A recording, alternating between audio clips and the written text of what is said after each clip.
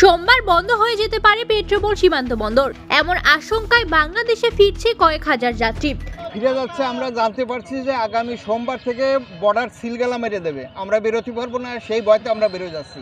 আমাদের ভারতে আত্মীয় স্বজন রয়েছে, আমরা তাদের সাথে যোগাযোগ করি, কিন্তু এই যে কথাটা করলো, আমি গতকালকে আসছি, আজকে আমার চলে যাচ্ছি হচ্ছে আত্মীয় স্বজন রেখে। সকাল থেকে কয়েক হাজার মানুষের লম্বা লাইন। যাত্রীরা চাইছেন বাংলাদেশে দ্রুত নির্বাচন হোক। ইউনূস সরকারের প্রতি ক্ষোভ জানিয়েছেন একাধিক বাংলাদেশের যাত্রী। না, ভারতের সাথে বাংলাদেশের একটা বন্ধু সম্পর্ক, আমাদের বন্ধু ভারত। কিন্তু এই যে বর্তমান যে ইউনূস সরকার, এনজিও সরকার, এ এসে মনে করতেছে ভারত মনে হয় আমাদের সর্বনাশ করতেছে। হ্যাঁ, এরা বলে এক করে এক, বলে ইলিশ মাছ দেবো না, সেই ইলিশ মাছ আবার টনকে টন দিচ্ছে, বলে অমুক জিনিস দেবো না, আবার টনকে টন সেই জিনিস দিচ্ছে। এরা মানে কি করতেছে আল্লাহ জানে।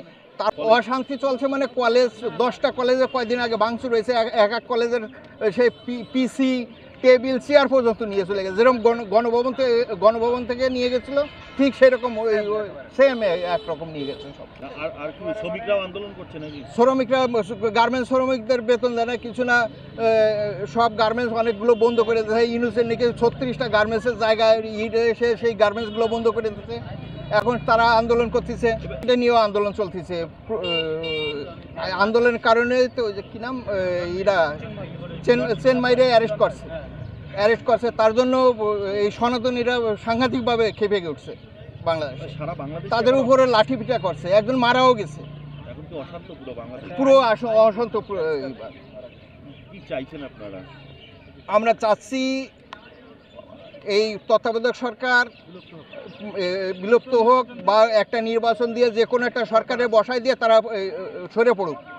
বাংলাদেশের বাজারে যে ঊর্ধ্বগতি, চিনি প্রতি কেজি 20 টাকা বাড়িয়ে গেছে, তেল 200 টাকা, গতকালকে থেকে 200 টাকা বিক্রি হচ্ছে সোয়াবিন তেল। হ্যাঁ, একটা ডিম 16 টাকা, এরকম সব কিছু। আর কাঁচামাল তো আছেই, 80 টাকার নিচে কোনো সবজি নাই। এবার যদি ভারত বন্ধ করে তো একদম আরো সর্বনাশ হয়ে যাবে বাংলাদেশে। পেট্রোপোল সীমান্ত বাণিজ্য স্বাভাবিকভাবেই চলছে জানিয়েছেন Petrapole clearing and forwarding agent অ্যাসোসিয়েশনের সম্পাদক কার্তিক চক্রবর্তী।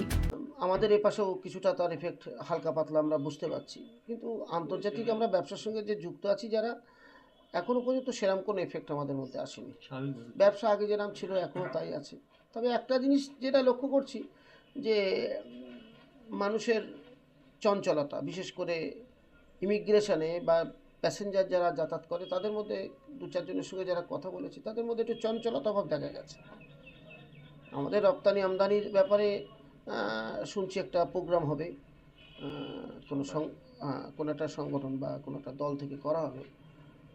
তো সেটা হচ্ছে, সে নিয়ে কিছুটা চোখে মুখে ছাপ আছে ব্যবসায়ীদের। অনেকে প্রশ্ন করছে যে সোমবার এক্সপোর্ট বন্ধ হবে কি না হবে। আমাদের কাছে সেরকম কোনো খবর নেই। আমরা বরঞ্চ এটাই ঠিক করেছি যে এক্সপোর্ট ইম্পোর্ট স্বাভাবিকই থাকবে, আর রাজনৈতিক দল বা যারা প্রোগ্রাম করবে তারা তাদের কর্মসূচি করবে। তারপরে যদি কোনো রকম অস্বস্তিকর পরিবেশ তৈরি হয় তখন প্রশাসনের ব্যাপারটা দেখবে, এইটাই, আর কিছু না। হ্যাঁ, সেটা শুনেছি, বা কিছুটা আমরা বর্ডারে গিয়ে দেখি।